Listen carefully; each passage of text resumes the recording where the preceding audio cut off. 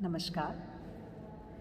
मैं डॉक्टर बबीता काजल, चौधरी बल्लू राम कुदारा राजकीय कन्या महाविद्यालय श्री गंगानगर के हिंदी विभाग से BA, BCom, BSc, BSc home science के प्रथम वर्ष के विद्यार्थियों के लिए हम बात कर रहे हैं सामान्य हिंदी विषय में इकाई संख्या 2 पद्य भाग में एक कविता के बारे में आज हम चर्चा करने वाले हैं। उस कविता का शीर्षक है प्रेत का बयान और उसके कवि हैं नागार्जुन। वे नागार्जुन जिन्हें साहित्य जगत में बाबा के नाम से संबोधित किया जाता है। प्रेत का बयान कविता जितना रोचक इसका शीर्षक है, उतनी ही सुंदर कविता की प्रस्तुति है। और इस कविता में कवि क्या कहना चाह रहा है, पहले हम कविता का वाचन करेंगे, उसके बाद उसको समझेंगे, उसके अर्थ तक, उसके संदेश तक पहुंचने का प्रयास करेंगे। कविता कुछ इस प्रकार से है। प्रेत का बयान। और ये प्रेत कड़क कर बोले नरक के मालिक यमराज, सच सच बतला कैसे मरा तू, भूख से, अकाल से, बुखार काला जार से, पेचिस बदहजमी प्लेग महामारी से कैसे मरा तू, सच सच बताना बतला। खड़ खड़ खड़ खड़ खड़ खड़ हड़ हड़ हड़ हड़ हड़ हड़ कांपा कुछ हाडों का मानवीय ढांचा, नचाकर लंबे चमचों सा पंच गुरा हाथ, रूखी पतली किटकिट आवाज में प्रेत ने जवाब दिया, महाराज सच सच कहूँगा, झूठ नहीं बोलूँगा। नागरिक हैं हम स्वाधीन भारत के, पूर्णिया जिला है सूबा बिहार के, सिवान पर थाना धमदाहा बस्ती रूप उली, जाति का कायस्थ, उम्र कुछ अधिक 55 साल की, पेशा से प्राइमरी स्कूल का मास्टर था, किंतु भूख या क्षुधा नाम हो जिसका, ऐसा किसी व्याधि का पता नहीं हमको। सावधान महाराज, नाम नहीं लीजिएगा हमारे समक्ष फिर कभी भूख का। निकल गया भाप आवेग का, तदनंतर शांत स्तंभित स्वर में प्रेत बोला, जहाँ तक मेरा अपना संबंध है सुनिए महाराज, तनिक भी पीर नहीं, दुख नहीं, दुविधा नहीं, सरलता पूर्वक निकले थे प्राण, सह न सकी आंत जब पेचिश का हमला, सुनकर दहाड़ स्वाधीन भारतीय प्राइमरी स्कूल के भूखमरे स्वाभिमानी सुशिक्षक प्रेत की रह गए निरुत्तर महामहिम नरकेश्वर। तो यह कविता है प्रेत का बयान।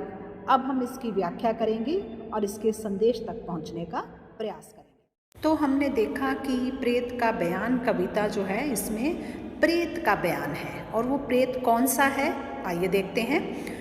कवि नागार्जुन किसके बारे में वर्णन कर रहे हैं। ओरे प्रेत कड़क कर बोले नरक के मालिक यमराज। पहली ही पंक्ति में कवि जब ये संकेत करते हैं ओरे प्रेत, तो इसका तात्पर्य यहाँ तक ये समझ आ जाता है कि ये नर्क का दृश्य है और नरकाधिराज जो यमराज हैं वो किसी प्रेत से संवाद कर रहे हैं और उस प्रेत को पूछ रहे हैं, ओरे प्रेत सच सच बतला कैसे मरा तू, कि तुझे सच सच बताना होगा कि तेरी मृत्यु कैसे हुई है, तेरी मृत्यु का कारण क्या है। और वो उसको पूछते हैं भूख से, अकाल से, बुखार काला जार से, कि क्या तेरी मृत्यु भूख से हुई है, अकाल के कारण हुई है या काला जार बुखार से हुई है, तेरी मृत्यु का कारण क्या है।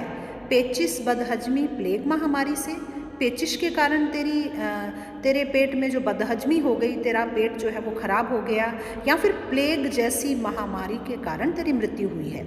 कैसे मरा तू, सच सच बतला। यहाँ तक कथन जो है वो यमराज का है और वो प्रेत को पूछ रहे हैं कि तेरी मृत्यु कैसे हुई है, तू सच सच बताना, तेरी मृत्यु के पीछे क्या कारण है। खड़ खड़ खड़ खड़ खड़ खड़ हड़ हड़ हड़ हड़ हड़ हड़ कांपा कुछ हाडों का मानवीय ढांचा। वहाँ पर भी जो ढांचा प्रस्तुत किया गया है, जो प्रेत है, जो हड्डियों के ढांचे के रूप में वहाँ मौजूद है, वो भी कोई हष्टपुष्ट नहीं है। वह बहुत कमज़ोर है, दुर्बल है, कृशकाय है और वह हड्डियों का मानवीय ढांचा जो है तब खड़खड़ाकर नचाकर लंबे चमचों सा पंचगुरा हाथ, 5 उंगलियां होती हैं, अपने 5 उंगलियों वाले उस हाथ को नचाते हुए उस प्रेत ने क्या कहा? रूखी पतली किटकिट आवाज़ में प्रेत ने जवाब दिया, बिल्कुल रूखी पतली और किटकिटाती हुई आवाज़ में, जैसा कि एक हड्डियों का ढांचा जवाब दे सकता है और उसके मुंह से जैसी ध्वनि उच्चारित हो सकती है, उसमें उस प्रेत ने यमराज द्वारा पूछे गए प्रश्नों का जवाब दिया। और जवाब देते हुए प्रेत क्या कहता है? महाराज, सच सच कहूँगा, झूठ नहीं बोलूँगा। नागरिक हैं हम स्वाधीन भारत के, पूर्णिया जिला है सूबा बिहार के। एक अब व्यंजना शब्द शक्ति है, एक व्यंग्य की उत्पत्ति होती है और प्रेत कहता है महाराज मैं सच सच बताऊंगा। क्यों सच बोलूँगा? क्यों स्पष्ट बोलूँगा? क्योंकि हम स्वाधीन भारत के नागरिक हैं, हमें किसी पर हमारे जो बोलने की जो आज़ादी है उस पर किसी तरह का प्रतिबंध नहीं है। और मेरा जैसे एक साधारण व्यक्ति का तरीका होता है बयान देने का, तो बयान देता है तो अपनी पहले वो पहचान बताता है कि क्या नाम है, कहाँ से, क्या व्यवसाय है, क्या पता है, तो क्या थाना है, वो सारा पता बता रहे हैं वह प्रेत। और कहता है हम स्वाधीन भारत का नागरिक हूँ मैं, और मेरा जिला जो है वो पूर्णिया है और सूबा बिहार है, राज्य जो है वो बिहार है। बिहार के सिवान पर, बिहार के बिल्कुल सीमा पर थाना धमदाहा, धमदाहा जो थाने का नाम है और मेरी बस्ती का नाम है रूपकुली। इस तरह से पूरा परिचय देकर प्रेत जो है वो अपनी बात को प्रारंभ करता है और अपनी बात को कहना प्रारंभ करने से पहले अपना परिचय देता है। और क्या कहता है, आइए देखते हैं। परिचय देने के बाद वह प्रेत क्या कहता है? परिचय आधा देने के बाद वो आगे कहता है जाति का कायस्थ, मेरी जाति जो है वो कायस्थ है, क्योंकि हमारे समाज में जाति के बिना परिचय अधूरा माना जाता है। विडंबना है हमारे समाज की, उस विडंबना पर भी कहीं ना कहीं कवि चोट कर रहा है। उम्र कुछ अधिक 55 साल की, उम्र वो कहते हैं कि औसत से कुछ अधिक है, लगभग 55 साल की मेरी उम्र रही होगी। पेशा से प्राइमरी स्कूल का मास्टर था और मेरा व्यवसाय क्या था कि मैं प्राथमिक शिक्षक था, प्राथमिक जो है वो स्तर पर शिक्षा देता था। किंतु भूख या क्षुधा का नाम हो जिसका, क्षुधा नाम हो जिसका, ऐसी किसी व्याधि का पता नहीं हमको। कि मैंने तो पढ़ा लिखा हूँ, शिक्षित हूँ, लेकिन मैंने आज तक ये नहीं जाना कि भूख या क्षुधा नाम की भी कोई बीमारी होती है, ये भी कोई रोग है क्या, इससे भी कोई व्यक्ति मृत्यु प्राप्त कर सकता है। सावधान महाराज, नाम नहीं लीजिएगा हमारे समक्ष फिर कभी भूख का, कि हे महाराज सावधान। कौन से महाराज? यमराज महाराज। आप हमारे सामने इस शब्द का उच्चारण फिर मत कीजिएगा, इस भूख का नाम हमारे सामने मत लीजिएगा, क्योंकि हम नहीं जानते कि इस नाम से भी कोई बीमारी है और इससे भी कोई मर सकता है। अर्थात कहने का तात्पर्य क्या है कि यमराज ने उससे प्रश्न पूछा कि तुम कैसे मरे, तुम्हें क्या रोग हुआ, क्या कालाजार नाम का बुखार हुआ तुम्हें, क्या तुम अकाल से मरे? तो वो कहता है कि नहीं, भूख नाम की तो कोई बीमारी नहीं होती है, इसलिए आप मेरे समक्ष फिर कभी भूख का नाम न लीजिएगा। निकल गया भाप आवेग का, तदनंतर शांत स्तंभित स्वर में प्रेत बोला। इस तरह से उसने अपने आवेग का जो ऊष्मा थी, आवेग की ऊष्मा में इतना कुछ उसने कह दिया, बड़े तीव्र स्वर में, ऊर्जा से भरे हुए स्वर में। उसके बाद उसकी जो है ऊर्जा शांत हो गई। उसके बाद वो शांत स्वर में स्तंभित स्वर में प्रेत कहता है, जहाँ तक मेरा अपना संबंध है सुनिए महाराज, तनिक भी पीर नहीं, दुख नहीं, दुविधा नहीं, सरलता पूर्वक निकले थे प्राण, सह न सकी आँच जब पेचिश का हमला। जहाँ तक मेरा प्रश्न है, भूख का नाम मत लो, क्योंकि भूख क्या कोई बीमारी से कोई मरता है? आज तक कभी सुना है कि ये कोई बीमारी है, या जो डॉक्टर के पास इसका कभी इलाज लेने के लिए कोई मरीज गए हों? वो कहते हैं जहाँ तक मेरा संबंध है, हे महाराज आप ध्यान से सुनिए कि ना तो मेरी मृत्यु हुई, तो ना तो मुझे पीड़ हुई, किसी तरह की वेदना हुई, ना दर्द हुआ, ना दुख हुआ, ना कोई दुविधा हुई। बहुत ही आसानी से मेरे प्राण निकल गए। बस इतना भर हुआ, कब निकले प्राण? कि जब मेरे पेट की आंत पेचिश का हमला नहीं सहन कर सकी, तब मेरे प्राणों का अंत हो गया। परिचय देने के बाद वह प्रेत क्या कहता है? परिचय आधा देने के बाद वो आगे कहता है जाति का कायस्थ, मेरी जाति जो है वो कायस्थ है। क्योंकि हमारे समाज में जाति के बिना परिचय अधूरा माना जाता है, विडंबना है हमारे समाज की। उस विडंबना पर भी कहीं ना कहीं कवि चोट कर रहा है। उम्र कुछ अधिक 55 साल की उम्र, वो कहते हैं कि औसत से कुछ अधिक है, लगभग 55 साल की मेरी उम्र रही होगी। पेशा से प्राइमरी स्कूल का मास्टर था और मेरा व्यवसाय क्या था कि मैं प्राथमिक शिक्षक था, प्राथमिक जो है वो स्तर पर शिक्षा देता था। किंतु भूख या क्षुधा का नाम हो जिसका, क्षुधा नाम हो जिसका, ऐसी किसी व्याधि का पता नहीं हमको।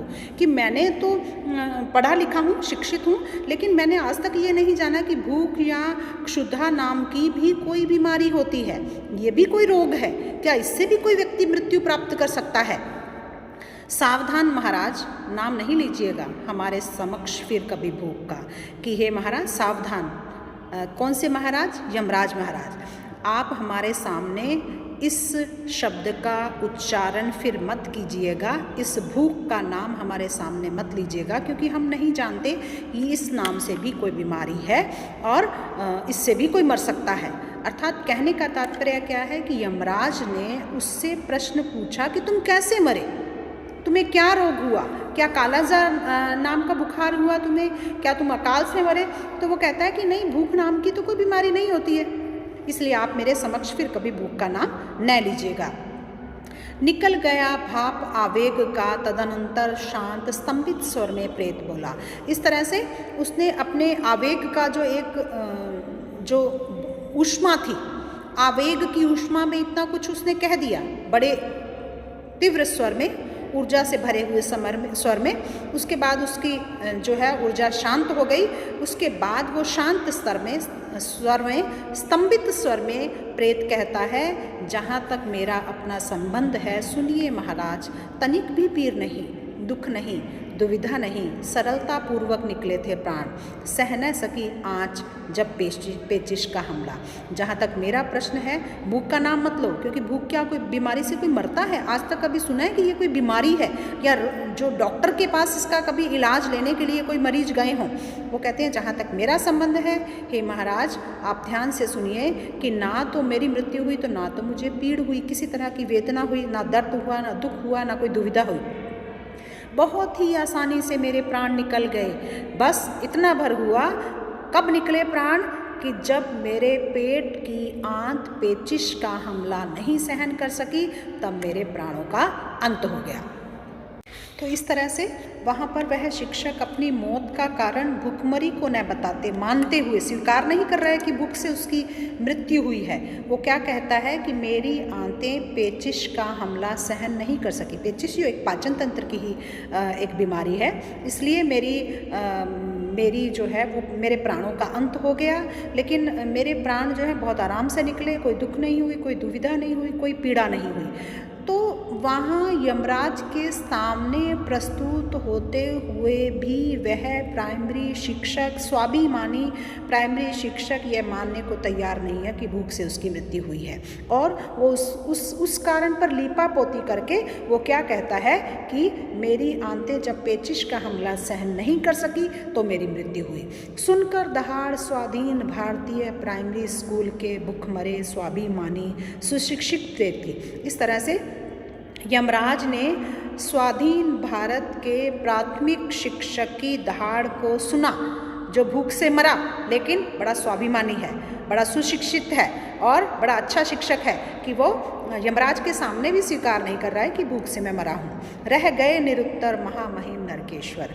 उसके उस स्वाभिमान को देखकर, अत्यंत साधारण से व्यक्ति के इस दहाड़ को, उसके बयान को सुनकर नर्क के ईश्वर, नरकाधिराज, नर्क के राजा जो यमराज हैं वो भी निरुत्तर हो गए। तो इस तरह से एक इस कविता के माध्यम से एक प्रकार से कवि नागार्जुन, बाबा नागार्जुन जो हैं वो भूखमरी के शिकार हुए जो अत्यंत साधारण लोग हैं, उनके प्रति करुणा, ममता और संवेदनशीलता जगाने का प्रयास कर रहे हैं। इस कविता के माध्यम से बहुत ही सहज शब्दों में, बहुत साधारण शब्दों में उन्होंने अपनी बात को कहा है, लेकिन उसमें व्यंजना शक्ति इतनी तीखी है कि वो व्यंग जो है वो सही जगह पर जाकर चोट करता है कि भारत स्वाधीन हो चुका है, भारत के नागरिक स्वाधीन हैं और इतने स्वाधीन हैं कि वो अपना पेट भरने के लिए भी जो है वो साधन जुटा नहीं पाते हैं। और अगर एक प्राइमरी शिक्षक की यह अवस्था है